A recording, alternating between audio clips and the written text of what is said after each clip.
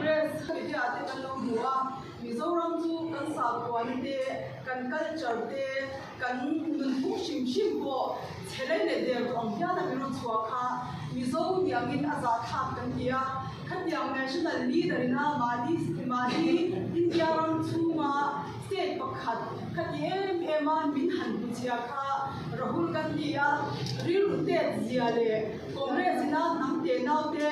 du sak amdu lama vote bank politics an kherren kha an la kher di kha alam chianga an system an la thak lova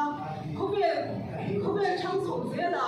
digital India digital world kan ni towa chumi a chwanin in adjust to win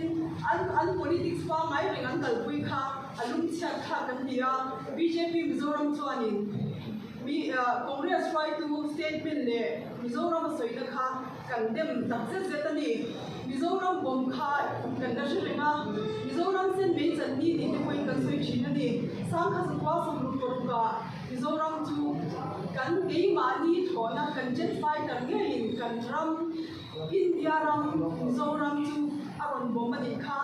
thi te ko kan oma nu naw te anral ka na mani ro maral ka ni kan chwa ai zo kha ya ko ka tong ngam lowa ai zo chegan mun jong cha de kan tan dara ei zom na de ko kan wai ni kha mang zong zong ka kan chringa ni a bom tu ti hi mi zong zong kan sia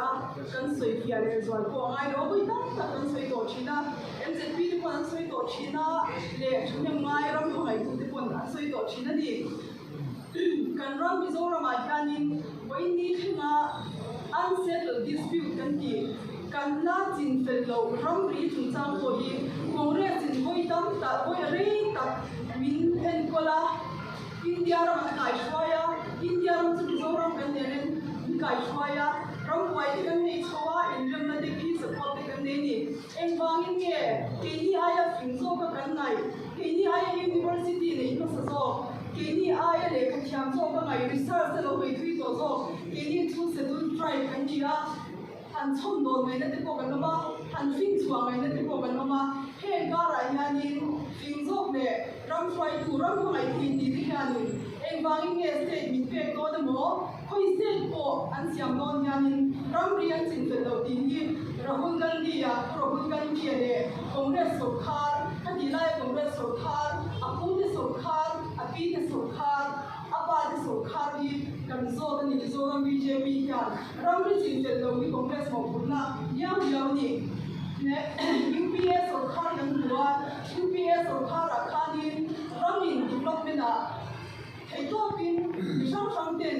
economy sen ma na masila kan ram kha khobe angin economy indian international a ko ram so nan khanin bung thak kan kai thi me hlowa Congress sarkar khanin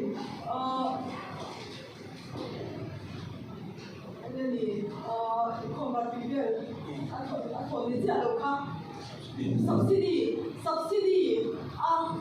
scheme shop shanga min han lu ya katianga min ti lom kha an tu na se me ma katianga in ti lom tu ma tham te na te le mi har so te min ti kalpui te ne ga cha ma ko kha kha ti ya zela kan ram economy development ta kha ni kan lu te lo wa khobe ni serious takin min te lo ni chu sia in Bharatiya Janata Party loading chuakin kan ram tan India ram tan Mizoram tan aron pen chok ka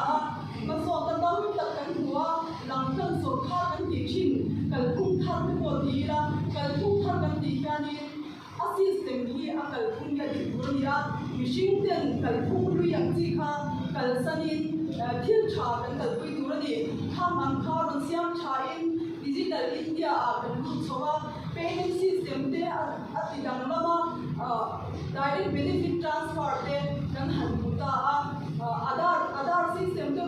ron they showin Aadhaar mong chuangin corruption chu an mai bo ta ni corruption ni mu yan mai bo thien ni lawa ataka system thang an mai bo nga ya chu mi a chuanin Aadhaar te kan han de ya ni zein no na te ko chak kha dem ta tak mai sa tam ai mai bo wa zirdir kulem from zia ko bihara kan chu ni thil lem machine lem kha alo ta me me ya contractor lem te khang zong zong te system an mai bo chawa COVID an huwa COVID vaccine khobe ni boy mai puya Russia ina vaccine siam te ko han chim turin vaccine tourist te ko ne ni chu ti lai ka ra chuan in ke ma ni India na vaccine ngai mai chu era mo ki ta khia na siam chho ge te hi in chuan na thamania kan ram hian tung thara tai tak se se ni te mal khan ni G20 meeting te ko kan ne ya G20 presidency hi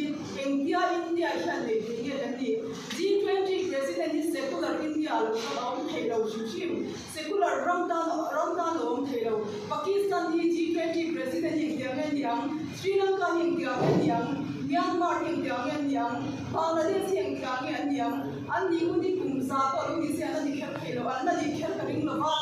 Christian ram secular ram hian India ngai sama India ila secular tak maya ram ko so na mi pui lol pui ma so na he kan ram ko so ni amai pui mo per so ka ni la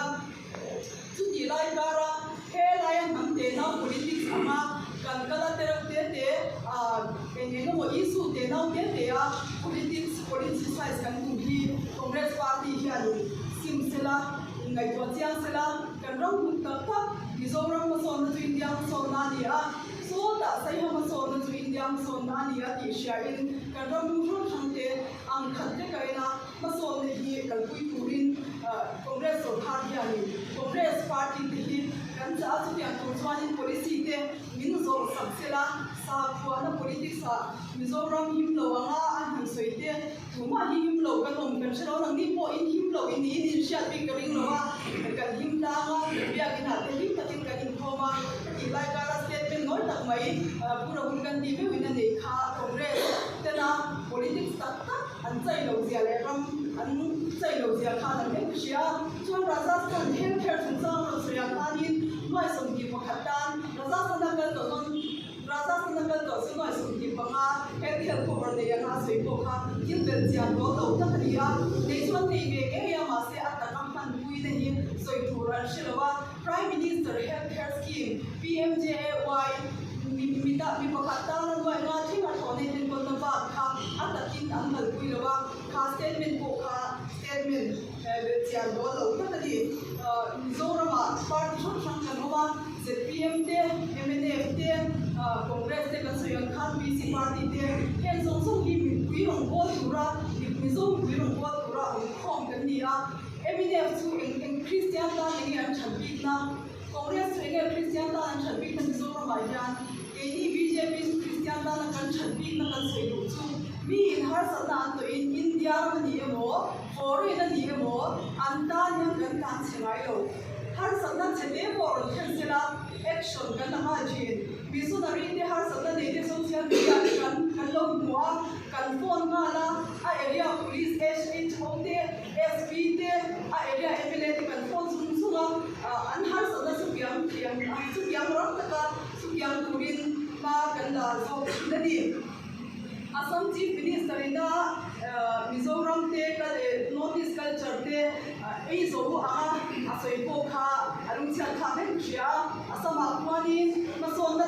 ta kan tua Congress so kha nong ko china ti lai ka ra chuanin Assam Chief Minister Hemanta Biswa Sarma ke shoi na noya boinia kwanin mu thein ma son na an ne ni a he ko kha soi ko kha afi tu te atu soi ko zia tu ten mo an pur ni ka shia vote bank politics kha kan soyan khan chete te soi lawa kan ram kia ni ge mo he area hian he ven hian ni a mo pera chu mi mo tuini address the tuini chu kan har sa da chu so the yang kan ai olan ma yang tu me nge ding don kan ai olan ma yang tuini min soi sa don ti kan dal khum thar kan malawa kan politics mi zo ro mi putela kan nai ve tur ani ti ni BJP te chuan kan ngai ra la dia BJP te kan ti le kan lamwang lo kan khom ve thoi tura kan ngaya Mizoram mi puiten politics ni tak ngai wa sa khoi je the na te ban san sela ti kan nge tak ni mewa Manipur chungchang kan soi tin le lo ma to pe na chuani Manipur chungchang ayan national party kan ni ami phito kan chua party ang hiani Manipur sarkar demna Biren Singh sarkar demna ni chak chuak le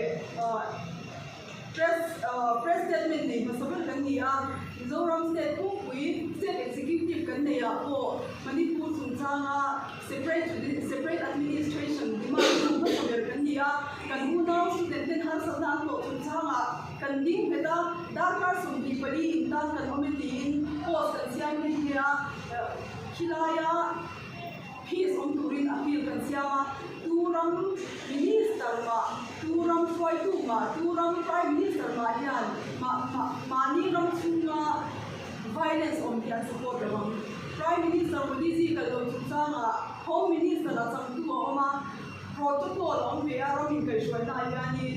allocation of business oma kan home minister hi ni chang mai india rama ko minister som tak maya kan mu le mi te poina an sia ni ya chu ni thum me chang ni kala hilaya atakin har satna on the sham te ration an mo chung chang te atakin ahan chu chila ahan era ati ang in party in ma an la violence Manipur har satna on hi tu ma hian kan support lo kan dem tak se da mo khur tu hi shem ni nge se ti kan tu swa election ni a wo india ko yanin kan han soi lang ve ani khati som kha kan statement ba mai chu mi sira helaya kan mo sorry lo pu wadi a sarkar yani notice kan yani vai ve chia li noi 3.4 lakh crore hi kwa khanin min petwa thei hi somti panga so kan ni sa ale tam tak kha anina ani pu wadi a sarkar yani so donor atang te heavy budget sham atangin zoram te notice book hi do samna timren min lan tira kan ni pui ma so ne achan chu notice ma so na ma ka se khan ni zoram ma so ne india ram ma so na ne india gdp ne india economy ani dia sia pui kan sawa ya ma so ne he kan so khan na